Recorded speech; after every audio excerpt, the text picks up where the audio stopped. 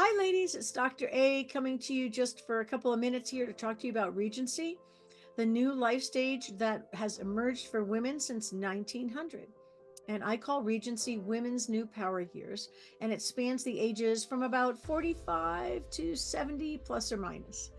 Regency is really interesting because in the year 1900, women of color statistically in the US were dead at the age of 43 and white women by 51. Now, there have always been individual women since the time of Plato that lived past menopause to ripe old ages, right? The great auntie or the medicine woman or herbal healer who lived at the edge of the medieval village, right? But we are the first generations of women in the history of humanity, to live past menopause together as a cohort. It started with boomers and then all the women who followed behind them. In the last 100 to 120 years, women's lifespans have expanded into this new life stage, Regency, right? So women of color, their life has more than doubled, and white women, our lifespan has expanded by a third. So Regency involving this time from 45 to 70 plus includes all the time of the major changes that women go through: perimenopause, menopause, midlife, and postmenopause. So that's what Regency covers. It's a time of amazing change, amazing challenges, and opportunities for women.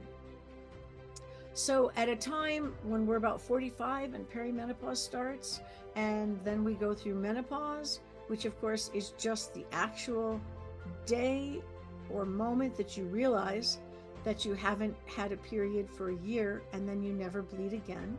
So it's more like a little transition moment. And then everything after that moment is postmenopause. Now, midlife covers almost that entire period. Midlife is a time of change and shift when we move from the outer world of achievement to the inner world of psyche, soul, and spirit. And we sort of begin to question, who am I now? What am I doing? What do I want to do with the rest of my life? A lot of people go through some very big changes at midlife. Oftentimes there's empty nest. If you've raised children, by the time you're 50 or so, the children leave. You could also want to change careers. You might want to start a business. You might want to change big things in your life, or you might not want to change anything at all.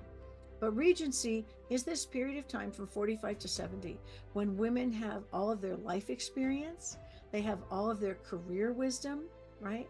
They have all of the experience that they've had and wisdom that they've gained from living their lives. And now they can take this energy, this information, all of this wisdom, and use it to recreate themselves into who they want to be in this next life stage. Considering women in 1900 generally didn't live on into Regency, we have an incredible opportunity.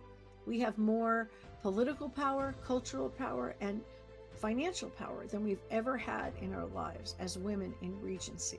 So I hope that you'll take some time to think about who you want to be, what you want to do, and who you want to become in your Regency years, what you want your legacy to be, how you want to contribute to the greater good in this gift of another 30 years.